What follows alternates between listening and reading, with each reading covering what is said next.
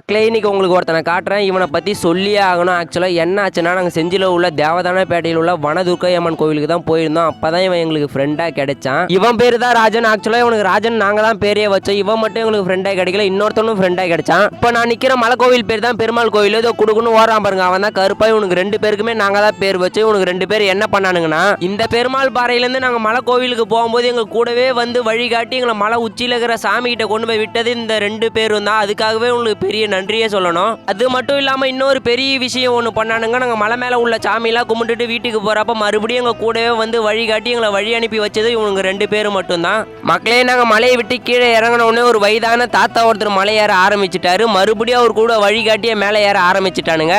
எங்களுக்கு என்னவோ அந்த கடவுள் தான் வழிகாட்டிய துணையா கூடவே வந்தாரு நாங்க நினைக்கிறோம். அப்புறம் மக்களே இவங்க 2 பேரை பத்தி நீங்க என்ன நினைக்கிறீங்கன்றத மறக்காம கமெண்ட்ல சொல்லுங்க. மறந்துடாம சேனலையும் சப்ஸ்கிரைப் பண்ணி வச்சுக்கோங்க. அடுத்த வீடியோவில் சந்திக்கலாம். பாய்.